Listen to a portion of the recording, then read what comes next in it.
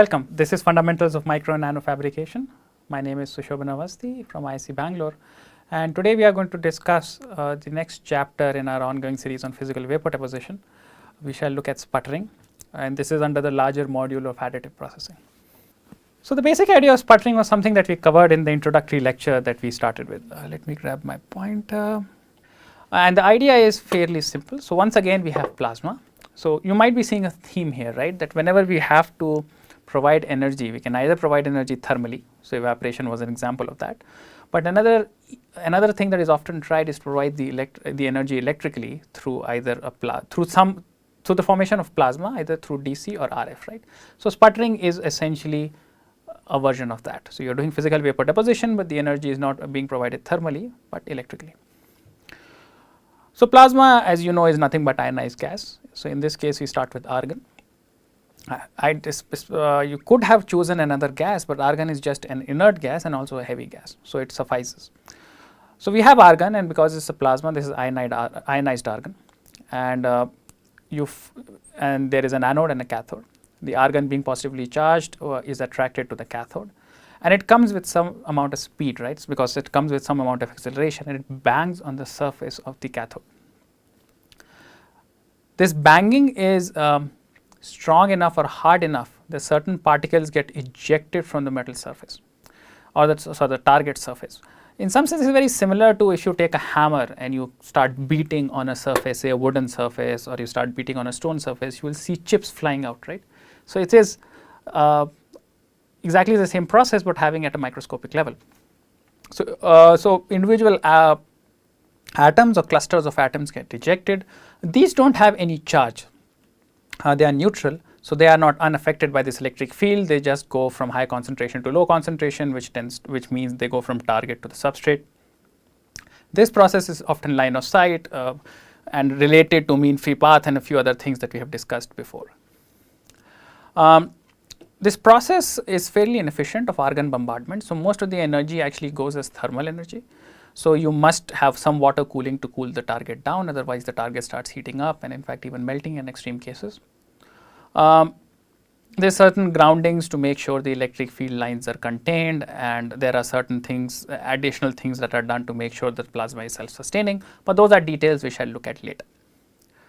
For now, the question I have for you is, have you seen this before? Like, where in your day-to-day life do you interact with plasma?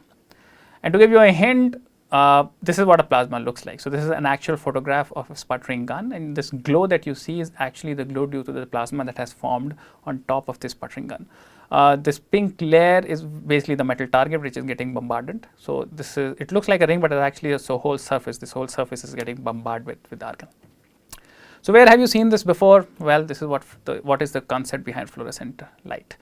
This is nothing but a cathode ray tubes in which ionized gases bombard the surface, thereby emitting light. So, the same energy is being used here for deposition.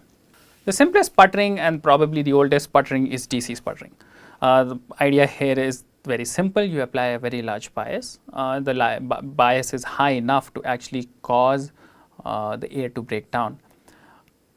In order to understand how does the plasma form and where do the argon plus ions come from in the first place, we have to understand the mechanism a little bit more detail. Okay, so to do sputtering, what you need is argon plus ions, right?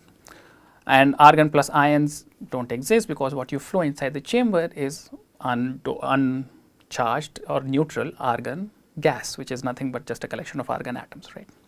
So, we need some source of energy to actually strip out an electron from this argon atom, so as it forms the argon ion.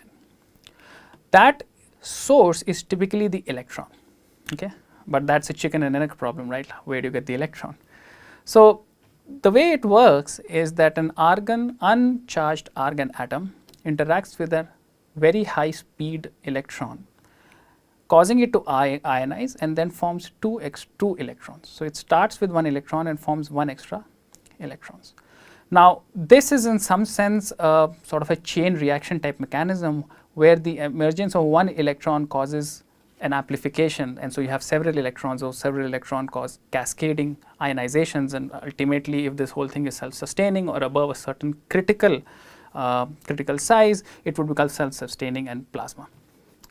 And once you have these argon plus ions, you already have the electric field. The argon plus ions react to that electric field and come bombarding on the surface, very much like ion implantation, though the energies here are much, much lower than ion implantation. And then those argon atoms sort of knock the structure of the lattice, causing every now and then some atom to get sputtered out, right. So, that is the basic idea. Now, if you look at this reaction, what it requires is an energetic electron, like an electron that has been accelerated under electric field for some distance, so it has a lot of energy. Now, you can very easily relate this to the mean free path, right, because we have looked at that under high vacuum and under low vacuum, what is the mean free path. So, the maximum energy that the electron or argon plus ion can actually attain within this electric field is limited by what is the mean free path. So, if the gas is very sparse, then your mean free path is long, so they will have a very long time to accelerate under electric field, generating a lot of energy. However, if the mean free path is small, they will not have a lot of energy. Just keeping that in mind, let us go next, right. So, this is what a typical system looks like of a sputtering chamber. So, you have a substrate, this is where you want to do the deposition, this tends to be the positive electrode. You have a target, this is the material you want to deposit, so this is typically the negative electrode. The bottom and the top electrode geometry does not matter, they can be reversed, but as long as this is negative and this is positive. So, you apply a DC bias, typically 1 to 3 kilovolt, and this can be DC, it can also be AC, that is called RS sputtering, we will talk about that later. It can also be pulsed DC sputtering. In fact, lately there is a emergence of a new type of sputtering system which is called high impulse magnetron sputtering. We will not talk about it, but DC or pulse DC would both work. The pressure maintained inside the chamber typically is between 10 to 100 millibar. As we shall see, this pressure range is critical for self-sustaining plasma. So, what you have is a plasma somewhere in the middle, and argon plus ions are coming down, the neutral ejected atoms are going towards the substrate. You need some gas in because you need the source of argon. So, the argon gas is pumped through some MFC from the top, and somewhere from the bottom you have a pump that maintains the vacuum. Typically, the base pressure is maintained at high vacuum conditions, so around 10 to the power minus 6. But because you are continuously flowing argon during the deposition process, the actual pressure is a little higher, around 10 to 100 millibar. Let us first talk about sputtering yield. Sputtering yield, very simply speaking, tells you that for every atom of argon or every ion of argon that is bombarding the surface, how many atoms of the target material are actually coming out. All right. So, sputtering yield of 1 means for every atom of argon plus 1 atom of the target comes out. Okay. Now, as you can imagine, that sputtering yield will change with which inert gas you use. So, theoretically you could use helium, neon, argon or xenon. But if you were to use helium, you would actually not get a very high sputtering yield, and that is simply because helium is a light atom. So, it will take a lot more energy or several helium atoms to actually eject one metal particle out from a metallic target, which is much heavier. As you go from helium to neon, the sputtering yield increases, argon it increases further, xenon it increases even more. However, xenon tends to be very expensive and for practical reasons is not used. Theoretically, you can use it. For every sputtering atom though, there is a certain threshold which is the minimum energy required to eject an atom, that tends to be something between 10 to 100 eV. Okay. Now, the sputtering yield does not just depend upon what you are using to do the sputtering, it also depends upon what are you sputtering. So, for example, heavy metals like Ag tend to sputter at a lower yield, light materials like aluminum tend to sputter at a high yield. There is also dependence on theta. So, not all the flux of argon plus ions that is coming, not all of them are created equal. Those that are actually at a higher angles can sometimes cause more sputtering to happen. It's without going into unnecessary detail, one of the reasons you can think this might be is because ejection requires sort of a glancing deflection, and certain angles are a little more probable than others. So, it turns out that 0, which is the normal incidence, is not the one that gives you the highest yield. The highest yield is somewhere around 60 degrees, and modern sputtering systems take care of this by an elaborate system of magnets that actually tunes the direction at which argon plus ions come. Those magnets are also needed for something else called magnetron sputtering, but we will come to that later. So yeah, so to summarize this slide, what you are doing sputtering with matters to get higher sputtering yield. Argon is just the most cost effective option we have among the heavy inert nuclei, heavy inert atoms, and it also depends on what you are sputtering. So heavy metals tend to sputter more slowly, light metals tend to sputter faster, and there is an angle dependence. Now let us talk about this idea that I have been trying to sell to you, which is sustained plasma. So it turns out the sustaining a plasma and deposition rate are at loggerheads with each other. So they are not, the optimization, they are inverse of each other, all right. So what sustained plasma does not work for, does not provide high deposition rate, okay. So let's first talk about what is sustained plasma and how do you get it. So supposing you are doing DC sputtering and supposing the distance between electrodes is too small, right. So if the distance between electrode is too small, then there are very few collisions, or there are fewer collisions between electrons and argon, right. So there is just a very small distance, and if the mean free path, if the gas is sparse enough, it is completely possible that the electron will not encounter any argon atom and hence not do any ionization. If however the argon pressure is too low, again the same problem. So even if the distance is large but the argon concentration is very low because the partial pressure of argon is very low, even then the electron may not encounter an argon atom and hence not cause any ionization. Overall, you can say that for plasma to occur, you need a certain product of L cross P. You need a certain electrode to electrode distance and you need a certain amount of pressure. Empirically, that number turns out to be L cross P must be more than 0.6 millibar. Now, I think millibar centimeters maybe. And now for dense plasma, L and P, the higher the L cross P product, the more dense the plasma. However, for deposition, there is slightly different there is a slightly different math. You see, the mean free path of air or nitrogen or whatever is around 0.5 centimeters at 50 millibar. Okay. So the source atoms, so these are the atoms that are coming out from the target and going towards the substrate, they suffer multiple or hundreds of collisions before they actually reach the substrate. So even say if your substrate to target distance is 10 centimeters and your mean free path is 0.5 centimeters, then in order to go from point A to point B, it must suffer around 50 collisions, right? Oh sorry, it must suffer around 20 collisions.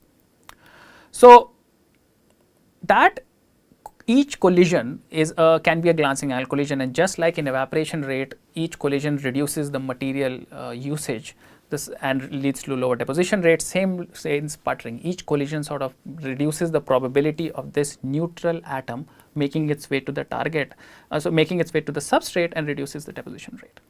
So for high deposition rate, you hence want this L to be as small as possible.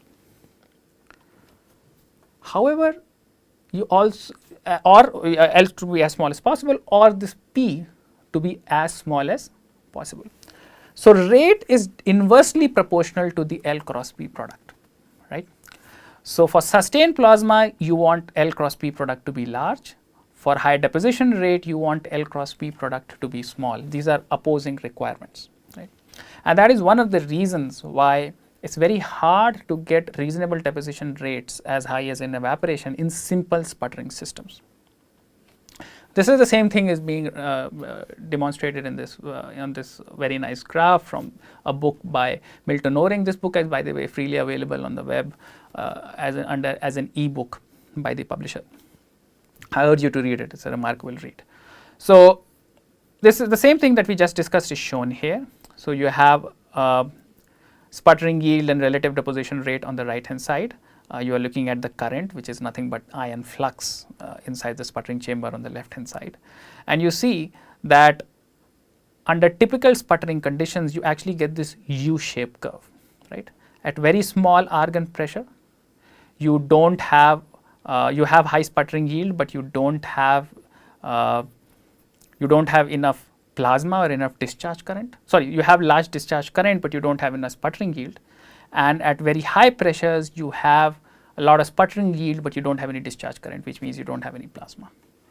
Optimum lies somewhere in the middle. So for typical simple sputtering, you always have to be in this range of around 80 to 140 millitorr. And the maximum deposition rates you can get is 10 nanometers per minute, which is relatively low.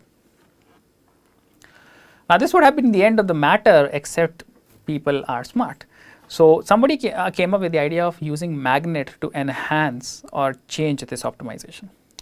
So, the basic idea is simple. If you attach a magnet affects charged particles in a very predictable fashion, which is the charged particles tend to go in spiral or circular paths in a magnetic field. So, using that, what you can actually do is you can make the plasma inside the chamber non-uniform. You can force such that the argon plus atoms or electrons, sorry, not argon plus atoms, the electrons can be forced to stay closer to one of the electrodes. So, locally the concentration of electrons can be enhanced at the expense of a lower concentration of electrons somewhere else. So, instead of a uniform plasma, now you have a biased plasma where electrons are all tightly confined close to the one electrode, and that electrode tends to be the target. So, by forcing the electrons to be very close to the target, you have now artificially enhanced the concentration of electrons without actually changing the pressure, right. So, looking into detail, this is what the typical sputtering gun looks like. So, it has magnets, so it has north and south magnets, the magnetic field lines go radially outwards. So, this is the top view. So, this is you are looking face down at a target, right. So, the target normally is coming towards out of the screen, and magnetic field lines are going in the radial direction, okay.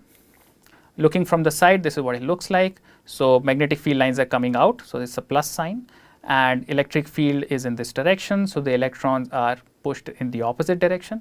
So, you can just do V cross B and it will tell you that the electrons will now be forced to go in a circular path, which is given by this line. Because radial magnetic field, these electrons will actually go on a circular path along this magnetic field, okay. So, looking from the top, it will look circular, looking from the side, it will be as if the electron is jumping and going around the target.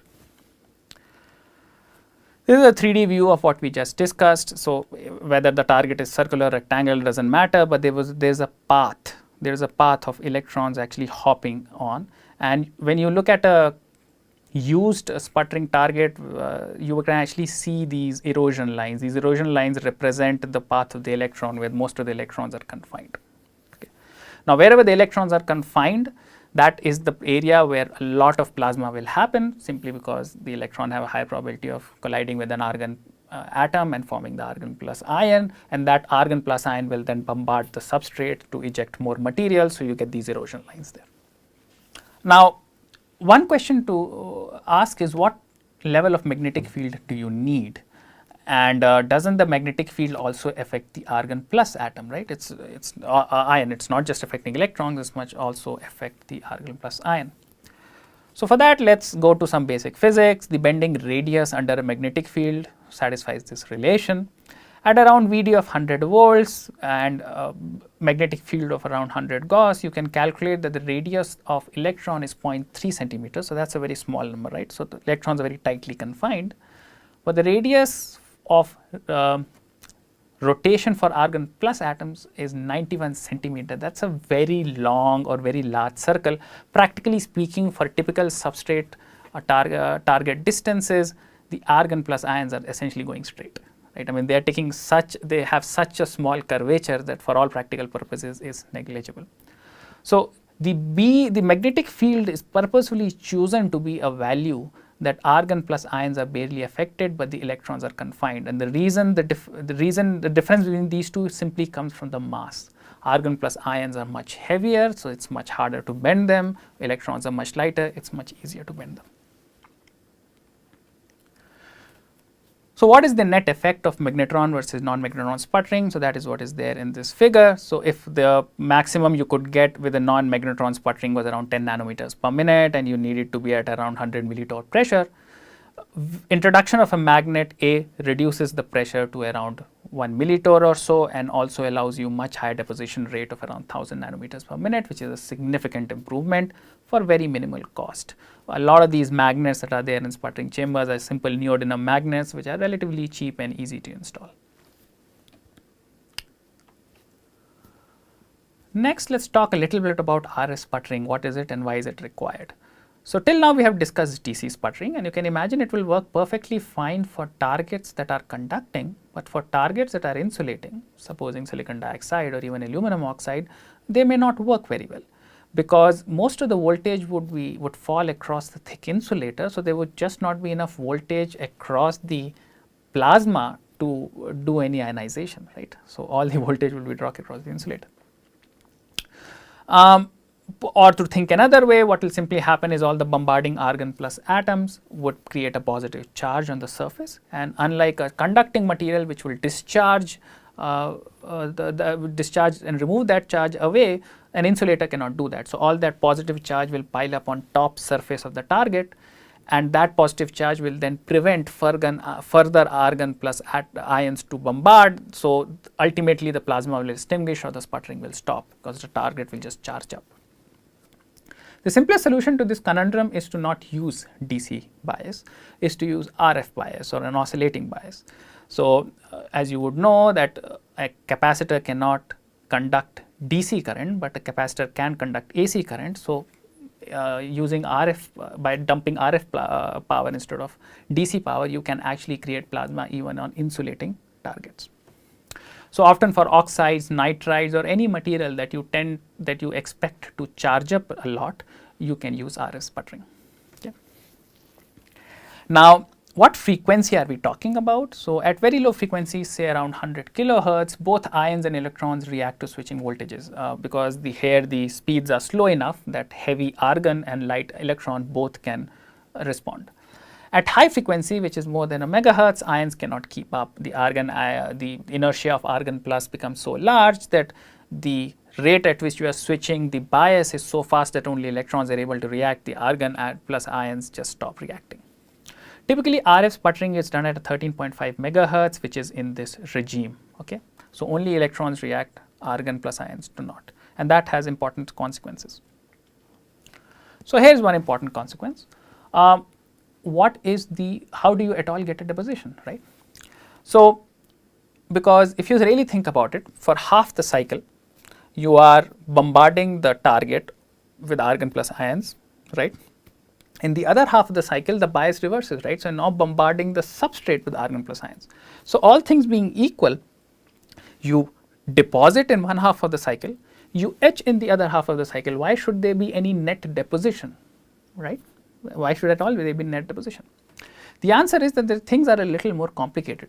There's a reason why we have selected the frequency, the RF frequency, to be more than 1 megahertz. So in this regime, argon plus ions are not reacting. So they don't necessarily see an oscillating electric field, or rather they see it, but they are unable to react. So they can't go left, they can't go right, they can't move that fast. So what ends up happening is all the argon plus ions sort of accumulate in the middle. Okay. Electrons, on the other hand, do react. So electrons go left when the voltage changes in one half of the cycle, and electrons go right when the voltage switches in the other half of the cycle. So electrons are sort of going back and forth. The argon plus ions are stuck in the middle. So if you were to plot a DC voltage, it would look something like this. Now this is interesting. You have not applied a DC voltage, you have applied an AC voltage. However, because of the difference in inertia between argon plus and electrons, a DC voltage has been induced, because all the argon plus ions are concentrated in the middle. So the voltage here is positive, and of course the voltage falls to 0. So the net DC voltage from left to right is still 0, right? There is no DC bias, because you're only applying an AC bias, but somewhere in the middle of the chamber you have a positive DC voltage. Now this is called the induced steady state DC potential, and it depends upon the design of the chamber and a few other details. Now, even though we have this DC potential, it still begs the question how at all we are getting a deposition, because you see, in half of the cycle the targets get sputtered, in half of the cycle the electrode gets sputtered, because you have the same voltage on both the source and the substrate. You are depositing in one cycle and etching in the cycle, and if both of them are equal processes, you will not have a net deposition. This is a symmetric case. In a symmetric case, you cannot have a net deposition, right? So how does that get solved? Well, that gets solved by a very, very simple thing, and that is by changing the electrode area. So, the target, the electrode of the target and the electrode, the area of the target and the area of the substrate are not kept the same. And if you look at electrostatics, all the math of the electrostatics scales with area. So, if your area of your substrate is A substrate and area of the target is A target, then the voltage that you would actually get, the induced DC voltage that you would actually get at this target and the substrate would also be different, and it scales with area ratio to the power 4. So, it is a very strong dependence, a very strong polynomial dependence. So, this dotted line is the case where both electrodes have the same area, both the substrate and the target. This red line represents the real case where the electrode areas are scaled in a manner so that there is a very large voltage drop that happens towards the target, which is where you want the sputtering to happen, and a very small voltage drop at the substrate where you want the deposition to happen. This voltage is smaller, this voltage is larger, so this acceleration is more, so here the erosion is more. Right. So, in order to do the deposition, whatever is the target has to be small. So, small target means large voltage, large area means small voltage. So, just by scaling the area, we are able to create a preferential deposition. So, I urge you to go and look at your sputtering systems. You will always see that the chuck or the sample holder of a sputtering system will have a larger area than the sputtering gun. Okay. Now, let us talk about some energies. So, because of this V substrate and V target, there is some amount of argon plus bombardment even on the substrate, right. So, while most of the bombardment is happening on the target where you want it to happen, but with RF bias some amount of bombardment happens even on the substrate. And that argon plus bombardment depends upon what this voltage is. In typical sputterings, that is around 20 eV or 20 volts. You can add some additional DC bias on top of this RF bias to enhance it up to 100 to 500 eV, and this energy is often used in sputtering to change the properties of the deposited film, because this is one additional source of energy, right. Just like substrate temperature is a source of energy for moving things around, the bombardment of these ions is also a source of energy to move things around. Now, this is the ion energy, right. This is the energy that is coming to the substrate due to argon plus bombardment, due to this voltage substrate. Now, the neutral metal atoms that are getting ejected from the target are also coming with some amount of speed, right. That energy all tends to be in the range of 2 to 20 eV. So, that is one more source of energy that you have to play to change the properties of the film that you are depositing. Now, exactly what this number is, it really depends on the substrate to target distance and mean free path, which is another way of saying pressure. So, higher pressure means this energy is low, lower pressure means this energy is high. So, if you are getting a lot of cracking in your film because you feel that there is a lot of bombardment, like the metals, the neutral species are coming with a lot of energy, all you have to do is increase the sputtering pressure and that energy will reduce. If you think they are not coming with enough energy and you want more crystallites to form, or you want the grain size to increase, maybe you should reduce the pressure, and that allows you to come with more energy, and that more energy can then be used to increase the crystallinity of the film. Okay. Now, one point to do is to compare this energy with what you get when you do evaporation. So, in evaporation the energy levels were like 0.1 eV. In sputtering they are several eV. So, they are order of magnitude or maybe 2 orders of magnitude higher, and that excess energy is key. That is why sputtering can give you such a different morphology than evaporation. A point on sputtering alloy. If you remember when we discussed evaporation, I mentioned that it is very hard to evaporate alloys because things tend to come out in the ratio of their vapor pressure, not in the ratio of composition. Sputtering does not have the problem. It is a very interesting mathematical exercise to prove to yourself that sputtering can do alloys without change in composition. Milton Oring's book actually does this very nicely does it very nicely in one of the chapters. I would not include that discussion as part of this curricula, so I am not going to discuss it. I will just leave this fact that sputtering does maintain the stoichiometric composition. So, unlike evaporation, you can have a nichrome alloy target and expect to get nichrome on the substrate. Reactive sputtering is another great advantage of sputtering. So, the basic idea of reactive sputtering is that you introduced some other gas such as oxygen or nitrogen, and that reacts with these neutral species and to form new species. So, for example, you can use an aluminum target, introduce some oxygen in the plasma and hope to deposit aluminum oxide, or you have a titanium target, introduced ammonia or nitrogen into the chamber and expect to deposit titanium nitride. So, this is often done to deposit various types of metal oxides, nitrides, carbides, you name it, and it is very useful. All right. Reactive sputtering, because it does some amount of reaction, it is not just a physical vapor deposition process, the process parameters are a little more complicated. For example, you may have to worry about how much oxygen to flow, and if you do not flow enough oxygen, you may not get stoichiometric films. So, here an example, we are looking at the deposition of tantalum nitride from a tantalum target, and depending upon what was the partial pressure of nitrogen maintained inside, you would actually get different versions of tantalum nitride, and these versions would have different resistivity and different properties. Some discussion on the nucleation and growth during the sputtering would be useful. So, if you remember, we looked at we looked at a similar diagram for evaporation where we had 3 zones. We had zone 1, zone T and zone 2, and at that point, and the difference between those 3 zones was substrate temperature. With sputtering, you have access to substrate temperature as one of the parameters, but your parameter space is larger. You also have access to pressure, and as we have discussed, the pressure changes the energy at which the neutral atoms are coming to the surface. So, this also actually, because this is an additional and significant source of energy, this also changes the microstructure just like the substrate temperature does. So, unlike the case of evaporation, the phase diagram of a sputtering system is 2-dimensional. Okay.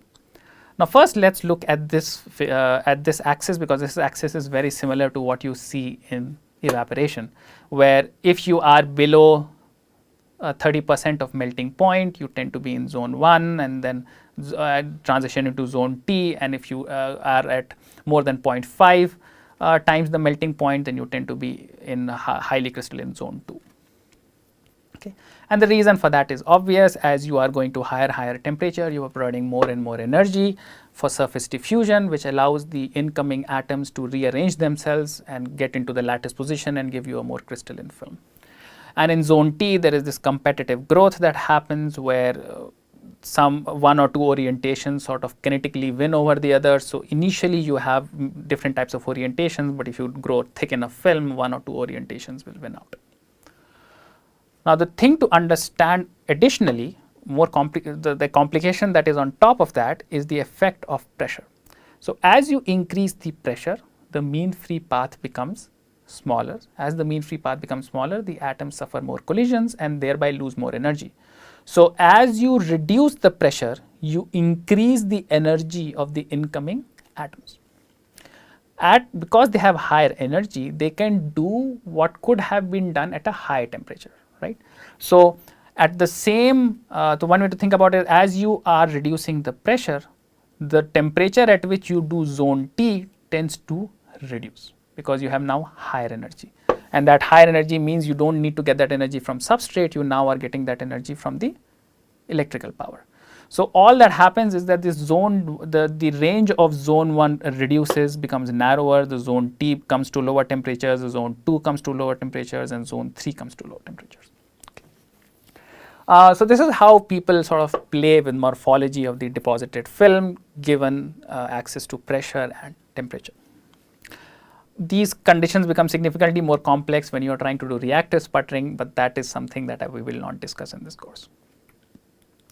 With that, let me just start to conclude and firstly just discuss some advantages and disadvantages of sputtering. So, the great advantage of sputtering is that large size targets are possible. So, if you remember when we were discussing evaporation, we had point sources, we have crucibles, we have resistance, but we did not have things that were very large in size, and that meant that we always had this optimization issue of substrate to target distance versus uniformity. In sputtering, because of the way the sputter gun is made, you can make arbitrarily large targets, and that means you can make arbitrarily large areas for uniform deposition. When you do this, you still have to be careful that in order to make sure that most of the voltage drop happens near the target, the chuck or the substrate size must also increase, but that is often easily done. Another advantage is better control, more reproducible films, and especially more reproducible alloy deposition. Evaporation does not allow you to do alloy, sputtering does. You can do in situ cleaning because you have a plasma, and you remember the lecture on dry cleaning where we were using plasma to clean the substrates. Well, here we have plasma in situ, so you can just change some parameters, change the direction of electric field, and thereby clean your substrate before you start the deposition. There are no X-rays generated because there are no electron beams, and you do get better stub coverage, partly because the mean free paths are much shorter, which means the arrival angle of the flux is much more wide, so it actually tends to deposit in all directions, like it's less directional than evaporation. And finally, you can control film stress because you have this additional parameter, which is the energy of the incoming atoms, and by changing the voltage, changing the energy of that incoming atom, you can actually change the stress. The disadvantages are that it's a much more expensive process, the rate of depositions are relatively lower, evaporation can be very, very high. Physical bombardments tend to degrade soft materials, so if you're trying to deposit on top of, say, an organic semiconductor, sputtering creates a lot of damage, evaporation does not. More impurities because you tend to function at higher pressures, which basically means that the incorporation of of argon and other impurities into the films tend to be higher. And better step coverage basically means you don't have very sharp profiles, which is a problem for liftoff, as we shall discuss a few lectures later. With that, let me put one slide of comparison between evaporation and sputtering, because this is a decision that you often have to make, which one to choose. The energy type in evaporation is thermal, in sputtering it's mechanical. The rate in evaporations can be very high, sputtering tends to be a little lower. However, the impact energy of evaporation is very low, sputtering is a little higher, which allows you to get the same quality of films at much lower temperature, just like we discussed in the Thornton diagrams. The density of films in evaporation is low. In sputtering, you can create it high because by just bombarding the surface, you can enhance the density. The adhesion of films can sometimes be low in evaporation. In sputtering is usually good, again because it's a bombarding type of process, it tends to have good adhesion. The substrate does not heat much in evaporation, it can heat in sputtering because of the bombardment of argon plus ions, especially during RF sputtering. The surface damage during evaporation is minimal because the energy of the incoming atoms is so low. In sputtering, it is significant. In situ cleaning is not an option without additional hardware. In sputtering, it is. The vacuum here tends to be higher, sputtering the vacuum tends to be low vacuum, which basically means the directionality is very, very high in evaporation, not so much from sputtering, which means that the step coverage is poor in evaporation, very good in sputtering. Purity is higher in evaporation because of the lower pressures. Sputtering, it is lower because of the lower pressures, of the high pressures. The temperature of the target, this is the target, this is the material that you are transporting, so this is melted, right. So you have melted, which means that you have limited choice of materials that are very hard to melt cannot be deposited, the stoichiometric control is poor. However, in sputtering, the target becomes a little hot, but because of water cooling stays more or less at room temperatures, and that allows you in almost infinite choice of material. You can sputter tungsten, you can sputter refractive materials, you can sputter carbides, you can sputter very nitrides, materials that have very high melting point. You can't evaporate those materials. The technology for evaporation is very simple. Even a simple student can typically maintain an evaporator. Sputtering takes a little bit more work. The controllability is though better. Scale up is a little easier in sputtering, and those are the reasons why sputtering has won out in CMOS processing. Last slide on a related or a cousin to sputtering, which is pulse laser depositions. In a lot of ways, pulse laser deposition is a cross between evaporation and sputtering. It has advantages of both. So the basic idea is that here the energy is being provided by a laser beam. The laser beam is pulsed, hence the pulsed laser deposition. And this is a very high power laser. So it falls on a target and it is absorbed in the first few nanometers. And the energy is so high that the first few nanometers just instantly sublime or ablate.